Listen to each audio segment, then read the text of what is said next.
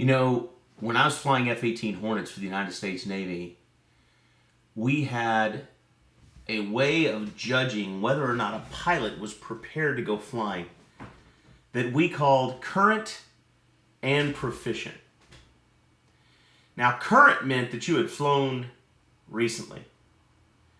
Proficient meant that you had flown enough recently that you would be considered proficient at the task at hand. So there were certain missions that you could only go flying if you were current and proficient. And then there were other missions that you could go flying if you were current but not proficient.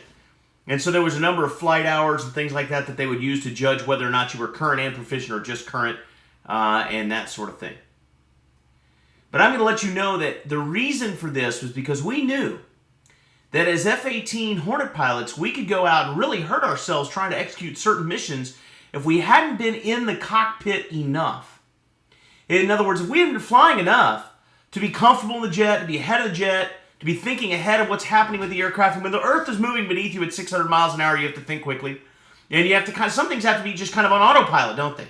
Some things have to just be kind of happening in the background, right? When your medulla oblongata and the world is passing by at 600 miles an hour and you can't stop to think and make decisions, you got to be reacting on pure training and on the proficiency of having flown enough recently to be able to execute the mission without mistake, because there are no mistakes at 700 miles an hour.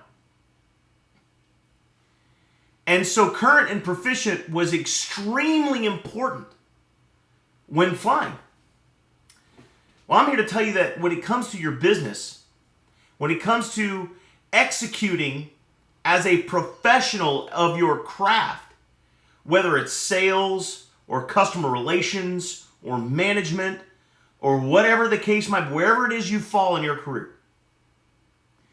when it comes down to becoming a professional, you need to be both current and proficient, or you could get yourself hurt executing that mission.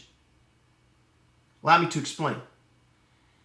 If you haven't spent time and studied learning how to be an effective manager, how to be an effective communicator, if you haven't studied sales techniques and you're a salesperson, if you haven't looked at that stuff recently, you're not current.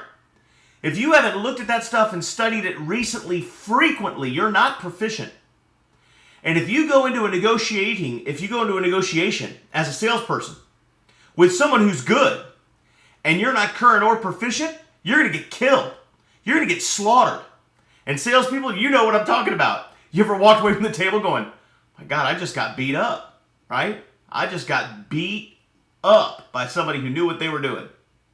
You've got to be current and proficient. Managers, if you're dealing with hard to deal with employees and you're not current proficient, you're going to get beat up, right? Directors, if you don't have your people skills up to date, if you haven't studied recently and frequently on how to deal with people more effectively, you're going to get beat up. If the company's going through a hard time or something's happening, you could get yourself hurt. You've got to be prepared for the mission.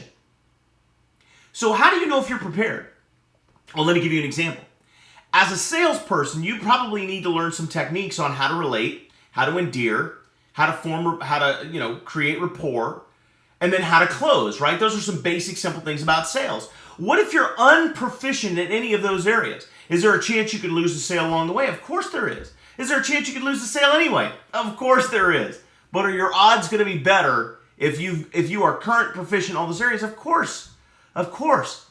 And it's true in management and it's true in everything else. But it's top of mind consciousness, you see.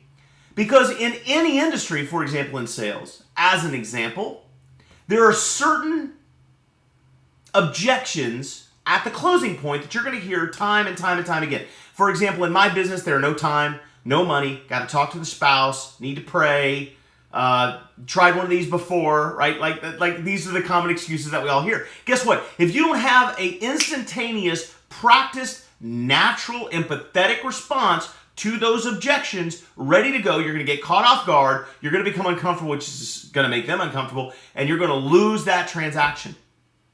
So you must become proficient at delivering the appropriate response to any objection you receive. And that's in my line of work, but it's also true in car sales. It's also true in insurance. It's also true in investments and financial securities. In whatever it is you're doing, if it's a sales type of business, it's true in retail. It's true in any of those areas. So it must be as automatic as plop, plop, fizz, fizz. And that commercial hasn't aired for 20 years. But you know it like the back of your hand because you heard it over and over and over and over. So guess what? If you've got a training program that you can attend, if you've got an audio, if you've got a cassette or a CD, if you've got something you can listen to or plug into that's going to give you the appropriate language and the tools you need, I suggest you listen to it over and over and over and over and over and over and over until it becomes just like plop, plop, fizz, fizz for you. So that when you get that objection or when you get into that conversation, you have the instantaneous, natural, relaxed, empathetic response that's necessary in order to move through to the next portion of the conversation. That's called being professional. That's called being proficient at your craft. And because the world is never paid for mediocrity and excellence is born of proficiency, looks like we have some work to do. Practice, drill, rehearse. And that's the dose.